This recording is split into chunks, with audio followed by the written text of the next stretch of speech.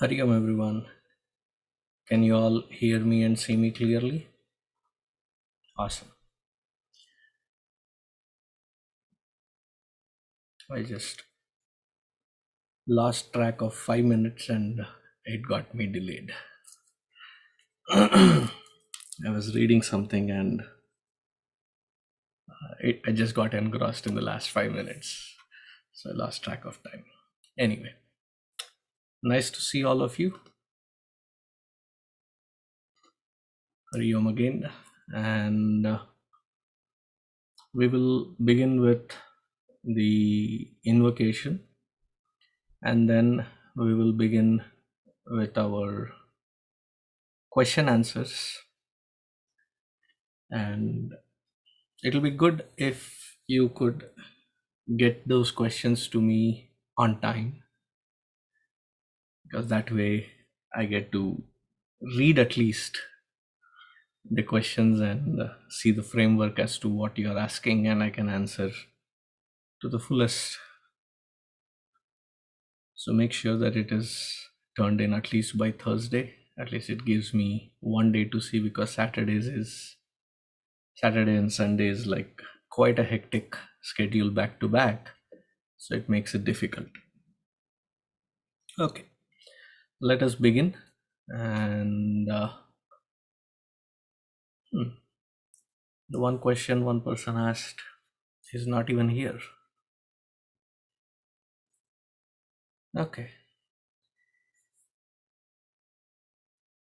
let us start today.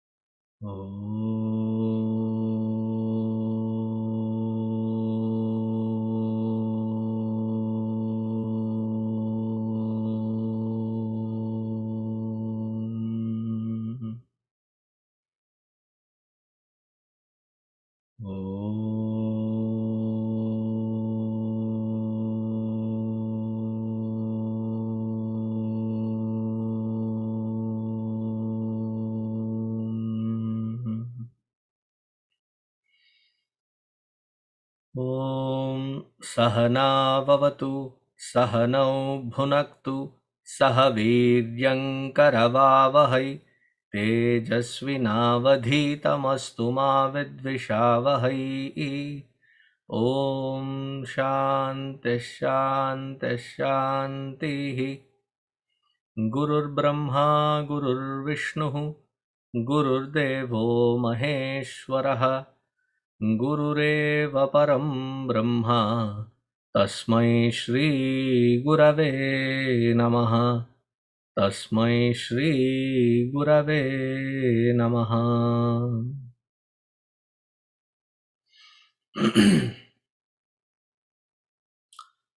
So getting straight to the questions.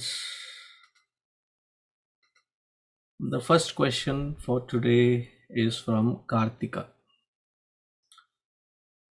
Can you put her, add a spotlight for her? Hari Om Kartika. कैसे हो?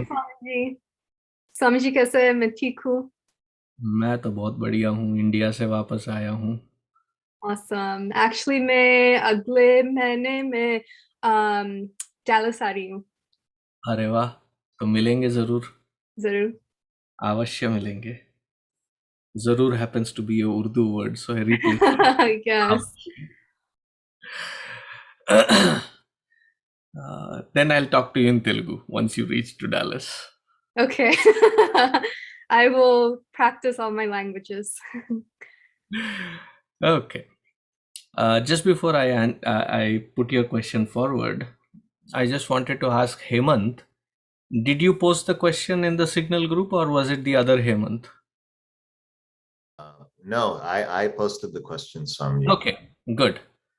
Good that you're here. So we will have you next. So first let me take Kartika's question. When we are tired, we tend to express ourselves through the lower self. How do we maintain sattvic thoughts and actions even when we are tired? Tired, frustrated, not meeting what we anticipated, leading to self-doubt, leading to a point of self-worthlessness, and various other situations. It often seems like our lower self expresses unabridged. It just vomits out. We just vomit it out. Now first let's understand as to why does that happen.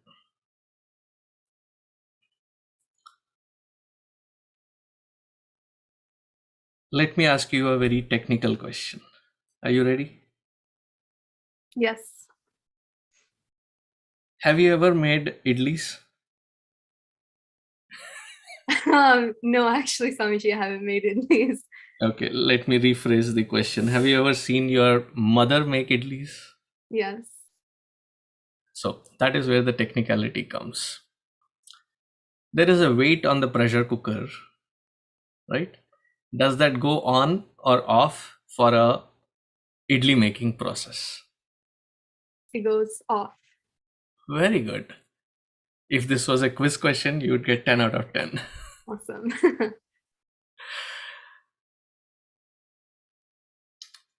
When the weight is off, then what do you see? You see that there is a channel meant for that pressure to come out. Growing up, we often are not taught how to channelize our emotions, our feelings properly. And it so happens that when it takes that crucial point of, or the breaking point, and when we reach to that critical mass of breaking point, then it hits the roof. Because we have not learned to channelize it, rather what we have learned is to pile it. So when it piles, what happens is we find, you'll be surprised, you will find that the most, because here when we went out, either it is somebody who is a weak link in our set of relationships where we know they cannot talk back to you. We went it out there, especially juniors, especially somebody who has a lot to lose if they retaliate. In that environment, we burst it all out. Or that which we have taken for granted. Parents, somebody that cares for, and you know that there is that caring, but you have taken it for granted. And that would be the second place where you burst often. I mean, there are several other places, but I'm very generically speaking, that is where we feel comfortable. The first place we feel comfortable because there is no retaliation. And the second place we burst out because we have taken that environment for granted, knowing that they'll be our safety net even after our burst out. Because they care, because they have that concern, because they have that love for us. So both places are often repeated, and that is where we usually burst open. Is that the experience? Yes, unfortunately. So now your next part of the question is, how do we maintain sattvic thoughts and actions even when we are tired, when we are frustrated, when we are irritated, when we are at that low ebb and it just bursts out. How do we handle it? There is a saying in Hindi कि जब घर आग पे लगे कुआं खोदना शुरू नहीं करते. You don't start digging a well when the house is on fire. You already have a system in place. Like in all across US, you will see that there is a fire hydrant in every street where there is a neighborhood built or an office space built. And if it is anything, I think the federal regulation is 7,000 square feet, and anything beyond 7,000 square feet, it has to have a internal system. As soon as there is a fire alarm or the fire sensor that goes off, it starts sprinkling. You'll have a Varsha Rutu, you'll have a rainy season inside the house. So there is a inbuilt system. Similarly, we need to build a system so that when we are in such situations, first of all, we don't reach to such situations. Second of all, if there is such pressure building up, you have a healthy channel that you, or channels that you know how to vent it out. And most of the time it is when we have an image of ourselves and we are trying to pull ourselves to a certain level of anticipation, perfection, executability, stability, sturdiness. We are trying to reach there and we fail at ourselves.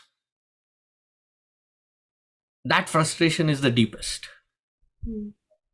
right? And we lash out at either the weakest link or the strongest link, knowing that they would be there anyways. Both of that is not a very healthy pattern. So what are the healthy patterns? One good method is to take that moment's energy and expend it into something very physically active endeavorment.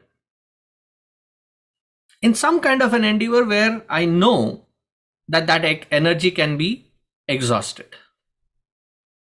There is that building up, and you recognize it. As soon as you recognize it, you say, I go for a jog.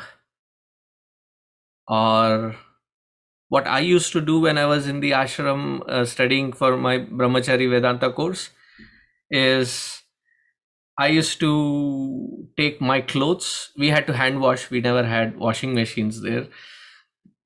So show it all on my clothes. And we had to wear white, so it had to come out clean. So most of my clothes remained clean and white for most of the 2 years that I had stayed, because there you go, that was the physical activity. I used to extend this. If that is a little longer and I needed more time, I would go next door to the next brahmachari and say, I'm here to offer my help to wash your clothes. Take their clothes as well and put them all in line, like clean it up. Something very physical where the energy can be expended. What happens after that? Because that is the key part. Once you have channelized it, that is a significant portion of it. The next step is more important. Is you're not in that space anymore. Inside, you're not in that space anymore. That has been vented out. Now sit down and process it, churn it through as to why is it triggering? Where is the root cause? Not the seeming external cause. What is the root cause? Identify it. It may have been somebody when you were not up to the mark of your own standard. Somebody may have ridiculed you growing up, or you were tasked with something which was very unpleasant because of that. And all those memories tag along. And this seems to be the final thing to push it again. This particular event, whatever is, and then you start bursting out. So those root causes also, you have to find where did it stem from, and then uproot it, dismantle it from that root cause. Then you will see, once you have become aware of it, that initially it will be, you might burst out and you repent later. Next stage would be that you'll recognize it as it is building up. And the finest stage will be that moment where I see the markers of all the triggers in place. I put myself in an alert mode and check. So that doesn't become the pressure point. That would be the best place. See, interacting with world, I will not promise you that there will be a place where nothing impacts me, unless you are a self-realized grandmaster. It will. But whether it expresses as that bitterness and the raw energy, or have you known how to channelize it, that choice is still in our hands. Another method is to write your emotions down. It is either or the first method, expending your energy and then processing it to find the root cause, plus the next one that I'm saying, write it down. Because what my grandmother used to say is, writing it once is equivalent to repeating something or processing something 10 to 15 times. Because once you put it down, because to write something, if you have written a letter, if you have written a thesis, if you have this, you know that to put 3 sentences together, there is so much of churning that has to happen, the most appropriate word, the exact feeling that has to be expressed. So you are processing it more intensely. So you write it down, reread it. Your awareness of that increases. And the last step, plus, is find a method to see humor and you be the subject of that humor. Otherwise, what we do is we start in our regret and remorse kicking ourselves unduly. Kick we must, otherwise we'll never grow. But undue kicking, that we keep kicking ourselves to a point where I come to a point of thinking that papoham, papa karmoham, papatma, papa sambhava, I have no other hope, I am useless, I am unworthy, beyond repair, I am like this only. And that is the most helpless situation. Instead, you need to put a stop to it. Without that regret building up to kicking yourself. Then to help that mind recognize it alertly every single time, I would add, other than the humor part, is to write down your likhita japa. Have a Ishtadeva mantra, and after you have channelized, after you have processed it, after you have done, there is a healing process that it gives. I think if you start with these, the sattvic thoughts and sattvic actions, in spite of however tired we are, however irritated we are, however upset we are, there is a high possibility of us to change, and that change is seen in our actions. That I'm not in a panic mode, I'm not in an anxiety bout, I'm not in a constant frustration mode, I'm not in a pressure cooker mode. I know the safety valve and I know how to vent it at least. you know, covering the whole topic, bringing it to a closure, what will happen if you put the weight on making idlis?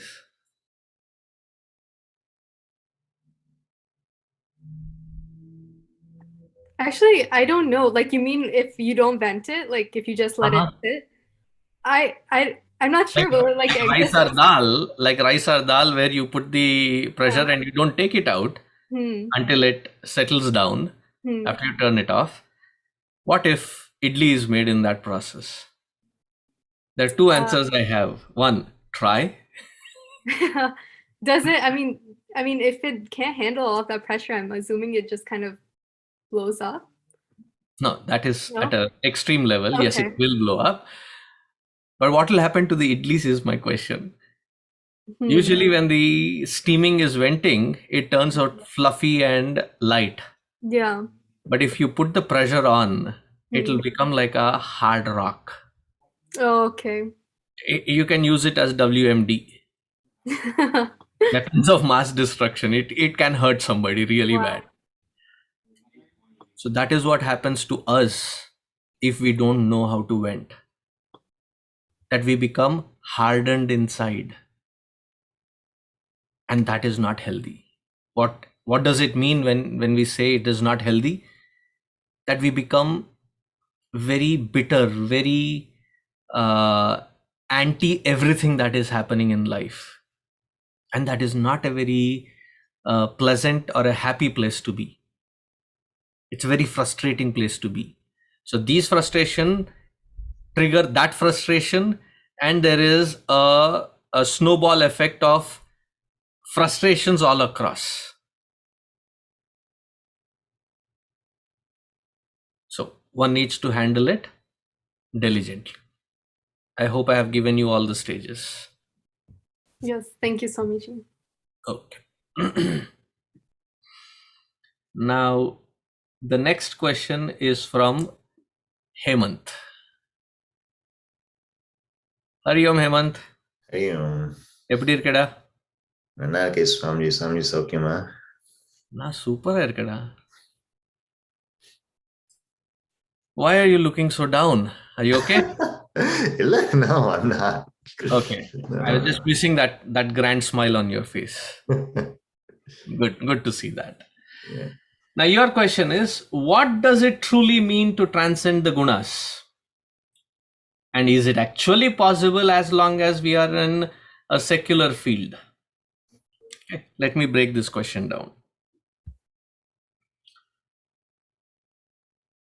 Transcending the gunas is knowing how to invoke the right guna for the right time, and to be able to channelize it when, where, with ease. Transcending doesn't mean that you have nothing to do with it. Transcending means that you are not caught in the flow and sucked by it. You will have it, because without those three gunas, you are dead matter. There will be those three gunas. Even for a realized one, there will be three gunas. They are not impacted by it by knowing when to invoke what guna and how to channelize it, how to make that switch, right? So that is what the transcendence of the gunas mean, that it doesn't impact us anymore, but we know how to use it efficiently and effectively. Now, with the next question, I have a problem. I'll correct it and then answer it. With the question itself, the word secular is a very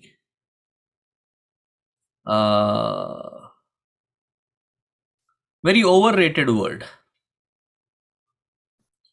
I would say, as is it actually possible as long as we are in the practical field of interaction?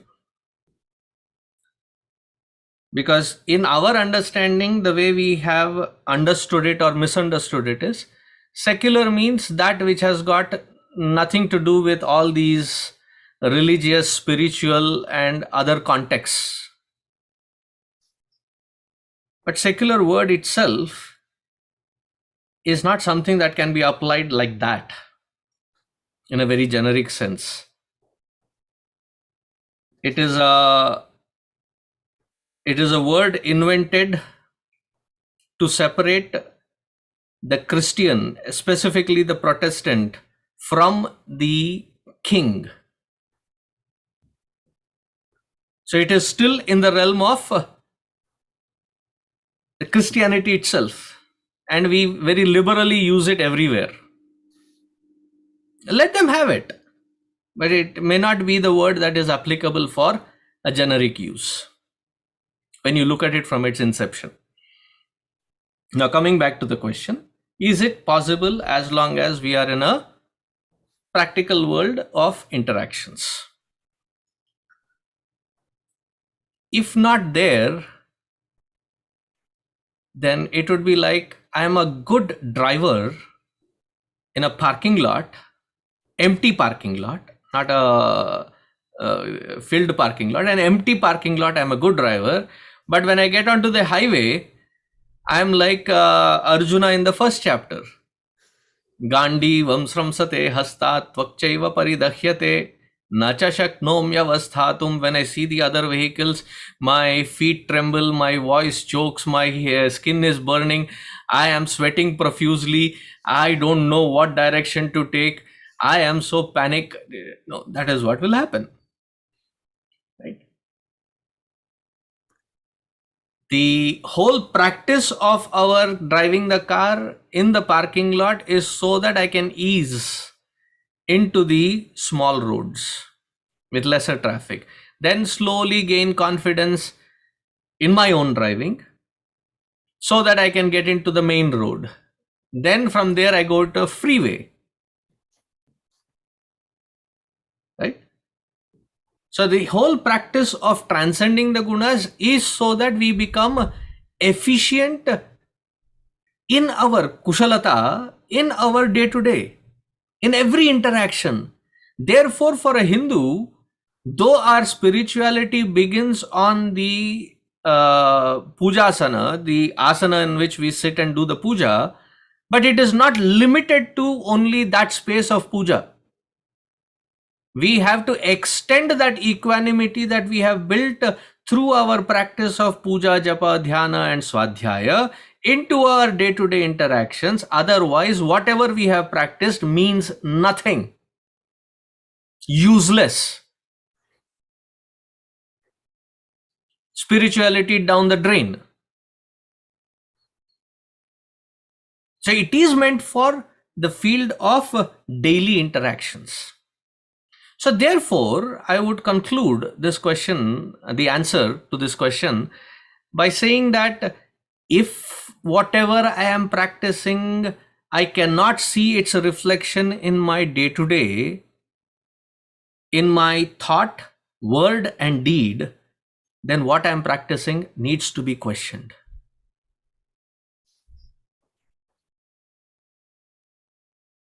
Because for us as a Hindu, the definition of spirituality is in its applicability in and through every aspect of our life. Uddharet atmanatmanam na atmanam avasadayet. Uddharet kutaha. From what do you have to lift your mind? From your earlier mediocre life into a sophisticated, dignified, higher self. Where do I see it? In my thinking, in my speech, and in my actions. Comprende? Grande. Okay. Real. Thank you. Now the next question is from Siddhartha. హరియా స్వామీజీ బాగున్నావా నాయనా? బాగున్నాను, మీరు ఎలా ఉన్నారు? నేను అద్భుతం. ఉత్తమం. So your question is a long-winded one. Let me try repeating the question. From the past two satsangams and from the Adhyayas 16th and 17th of Bhagavad Gita. Thank you for reading it. We see that Gunatraya manifests in Vasana, Shraddha, Varna, and various other examples that have been given. A very comprehensive list that has been given. In fact, I think I'll ask Hari Chaitanya to post it on the Signal group. He has a sheet, a tabular form. Hari Garu, can you post that for the benefit of these people, please? Right away. Okay, thank you very much. So that you can compare. It's a very comprehensive list. So now, having read that, the identification and management of our gunas feels like it should be a personal endeavor. However, we often see that in the world that the people judge others based on others' gunas and their manifestation. So this is the first part of the question. There is a very old song by Kishore Kumar, one of my favorites. When I used to have those cassettes, I don't know if you are from that generation. You know, the two-hole cassette which goes into a player. So in that, this song was कुछ तो लोग कहेंगे, लोगों का काम है कहना. I don't know how to sing, therefore I'm just saying the words. Otherwise I would have sung it. Let me see. Hari, do you know the song? You know it better, Swami. I know it better, but you can sing it better is my... तो लोग कहेंगे, लोगों का काम है कहना. Wow, thank you. So thank you for indulging me, Hari. So there will be people that will keep saying one thing or the other. कुछ तो लोग कहेंगे. Why? उनका काम है कहना. They have no other better business than commenting upon everything that we do, don't do, or be indifferent. That is how the world will be. Just because I have perfected my driving, does it mean that everybody out there driving has a perfect driving because they are driving? No. Right? So they will have their own commentary. Let them have their commentary.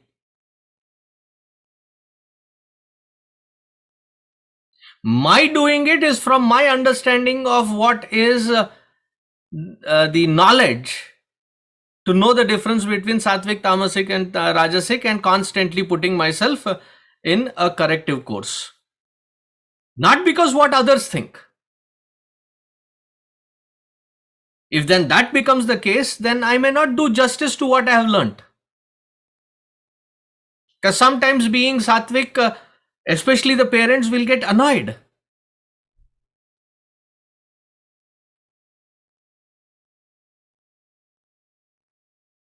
Why are you always like this? What, you have taken sannyas or what? Tell me you have not been told this by your parents. Right?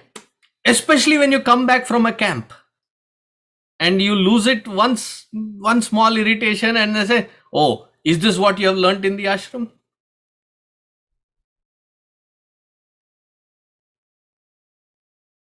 It happens. So don't make that as a standpoint for self-correction and growth. But if there is somebody sincerely giving you advice, listen to it. Evaluate it for yourself. Not under the pressure of why they are saying it. And a final word on that aspect of the question, because there is another portion to it, I'll have to come to that, is Kabir Das ji, Sant Kabir Das ji, Goswami Kabir Das ji, he says,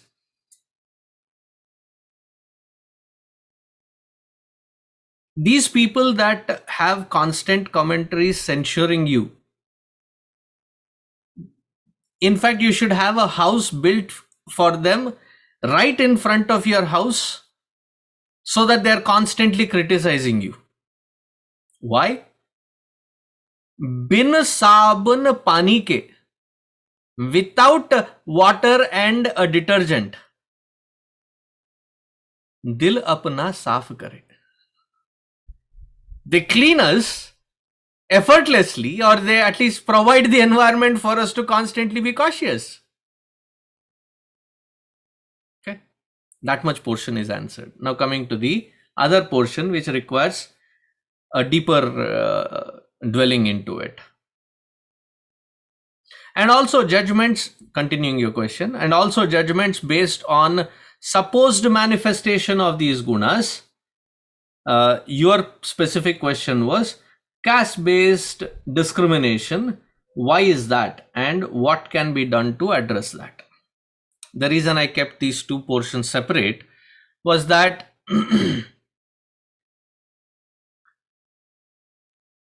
prior to the oppressing environment of two barbaric mindsets coming into Bharatvarsha, trying to occupy it, destroy it. One was by the Islamic, and the second one was the Christian evangelist in the garb of traders, the East India Company, or the Portuguese, or the French, or the Dutch. Prior to that, the system of varna-jati, kula, gotra was not seen as an oppression. It was the most seamless way of functioning of the society. When there is a conscious effort put, a diligent effort put, a twisted effort put to do a social engineering, where I'm just going through a book by Nicholas B. Dirk. It's available on Kindle if you want to note down. The book's name is Caste of the Mind.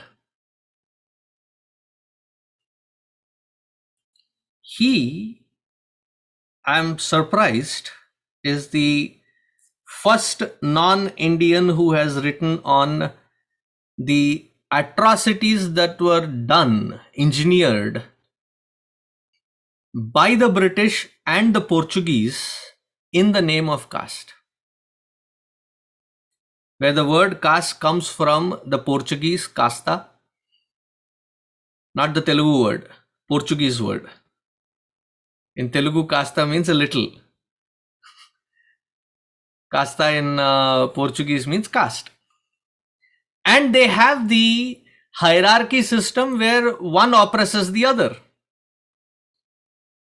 So they took the varna ashrama dharma and they cast it on stone about the caste system and engineered, where according to their census, because the caste system, as we see, was designed in present day Chennai. The Madras region governor, he saw this book by Francis Abe or Abe, however you call it, a Portuguese Christian who wrote how to break the Indian society using the caste system, how to re-engineer it to break the Indian society. So this governor reads that book, calls a meeting for it, and he buys the copyrights of the book by paying him that would take care of him. and uses that to re-engineer. So wherever there were these agencies that stood up against, raised voice against the British, they would engineer it through their, I mean, they have re-engineered it in several schemes. I'm just taking one of their things.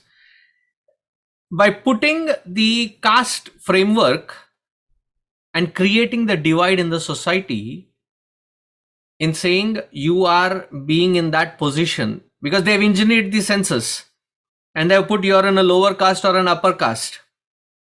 That lower and upper was not the design of our varna system. That was the engineering that was done deliberately after the 1857 revolt against the British oppressors. And there are several people that go in. Macaulay goes in, Max Muller goes in, then William Jones goes in, then this Francis Abe goes in. All of these people went into contributing for that redesigning of the varna system into the present day caste system and create the barriers and the oppressive environments and a hierarchy. Am I getting across?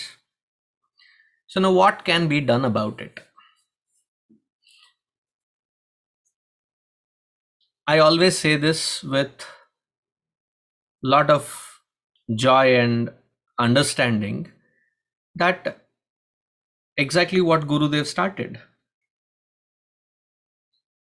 He started this organization in a platform where you are free to come, learn, apply, and grow.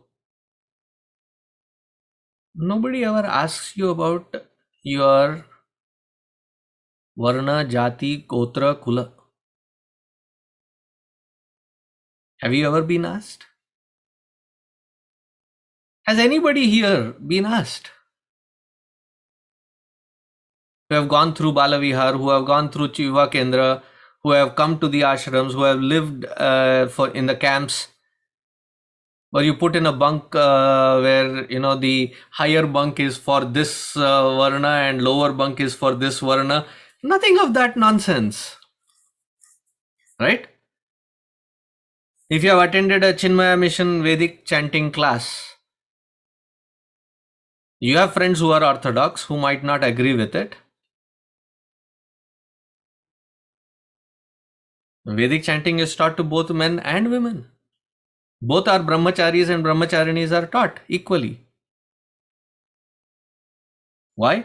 You look at the Vedic literature and you will find there are Brahmavadinis who are running the Gurukulas teaching it.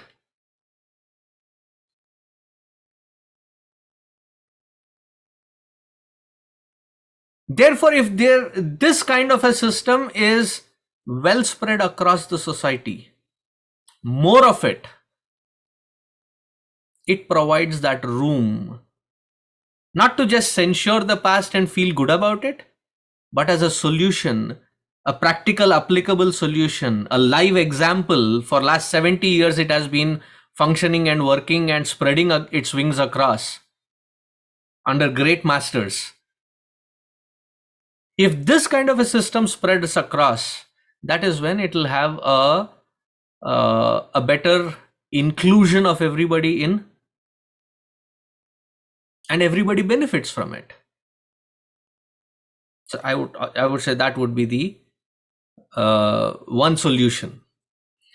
The other solution would be to, when this is not something which you can do sitting in US, but constitutionally, when there is the word caste used in the constitution, it has to be revisited, redefined. We are still looking at the entire process in the lenses of what the Britishers left us as prasad, which is a colonial mindset.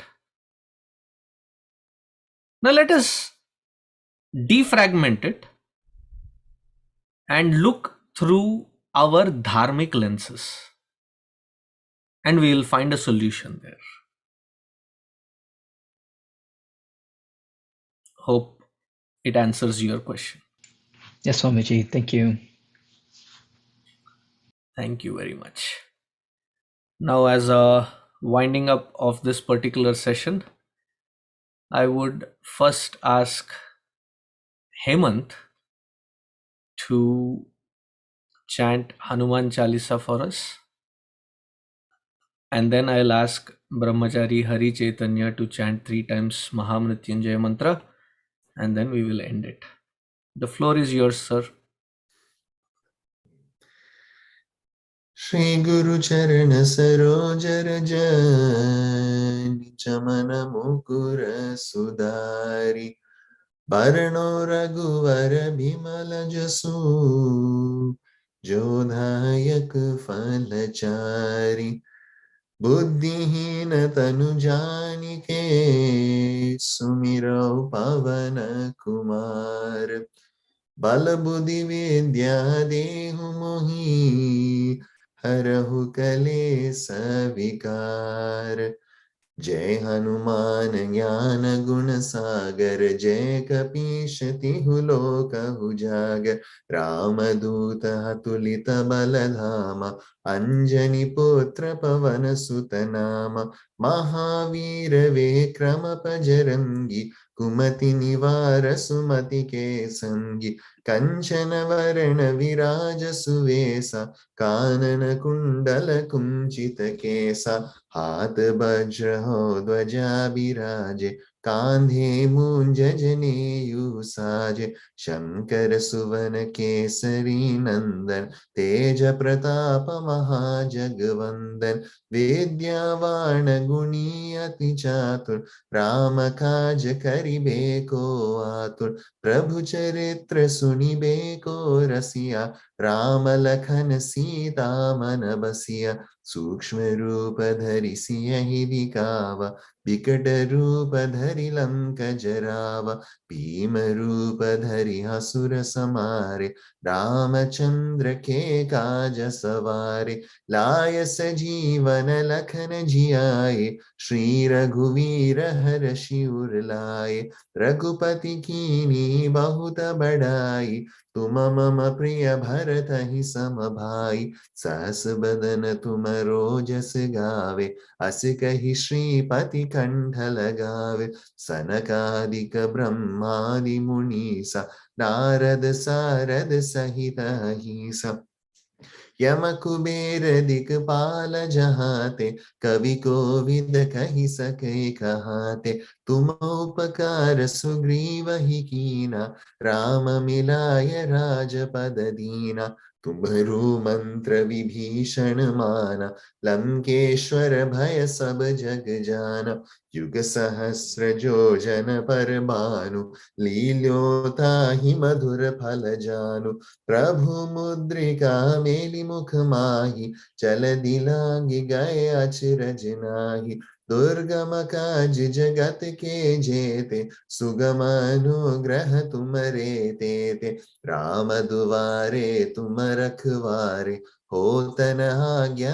बिनु पैसारे सब सुख लहे तुम्हारी शरणा तुम रक्षक काहू को डरना आपन तेज सवारो आपे तीनों लोक हाकते कांपे भूत पिशाच निकट नहीं आवे महावीर जब नाम सुनावे नासे रोग हरे सब पीरा जपत निरंतर हनुमत बीरा संकट से हनुमान छुड़ावे मन क्रम भजन ध्यान जो लावे सब पर राम तपस्वी राजा तिनके काज सकल तुम साजा और मनोरथ जो कोई लावे सोई अमित जीवन फल पावे चारों युग परताप तुम्हारा है प्रसिद्ध जगत उजियारा साधु संत के तुम रखवारे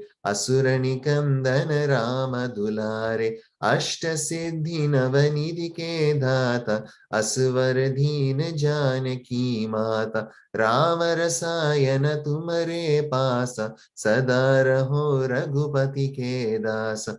तुम्हारे भजन राम को भावे, जन्म जन्म के दुख बिसरावे, अंत काल रघुवर पुर जाई, जहाँ जन्म हरि भक्त कहाई। और देवता चित्तन धरई, हनुमत से ही सर्व सुख करई। संकट कटे मिटे सब पीरा, जो सुमिरै हनुमत बलवीरा। जय जय जय हनुमान गोसाई, कृपा करो गुरुदेव की नाई। जो शत बार पाठ कर कोई, छूट ही बंधि महासुख होई। जो यह पढ़े हनुमान चालीसा, होई सिद्धि साखी गौरीसा। तुलसीदास सदा हरि चेरा, कीजे नाथ हृदय मह डेरा। कीजे नाथ हृदय मह डेरा। पवन तनय संकट हरण, मंगल मूर्ति रूप। राम लखन सीता सहित, हृदय बसहु सुरभूप। सियावर रामचंद्र की जय, पवन सुत हनुमान की जय। उमापति महादेव की जय, बोलो भाई सब संतन की जय। श्री सद्गुरुनाथ महाराज की जय। थैंक यू डा। ॐ त्र्यम्बकं यजामहे सुगन्धिं पुष्टिवर्धनम् उर्वारुकमिव बन्धनान् मृत्योर्मुक्षीयमामृतात्। ॐ त्र्यम्बकं यजामहे सुगन्धिं पुष्टिवर्धनम् उर्वारुकमिव बन्धनान् मृत्योर्मुक्षीयमामृतात्। ॐ त्र्यम्बकं यजामहे सुगन्धिं पुष्टिवर्धनम् उर्वारुकमिव बन्धनान् मृत्योर्मुक्षीयमामृतात्। Thank you, Hari. So let us wind up with with the Shanti mantra, and may you all have an amazing week ahead. ॐ सर्वे भवन्तु सुखिनः, सर्वे सन्तु निरामयाः, सर्वे भद्राणि पश्यन्तु, मा कश्चित् दुःखभाग् भवेत्। असतो मा सद्गमय, तमसो मा ज्योतिर्गमय, मृत्योर्मा अमृतङ्गमय। ॐ पूर्णमदः पूर्णमिदं पूर्णात् पूर्णमुदच्यते, पूर्णस्य पूर्णमादाय पूर्णमेवावशिष्यते। ॐ शान्तिः शान्तिः शान्तिः। हरिः ॐ श्रीगुरुभ्यो नमः। हरिः ॐ। Take care.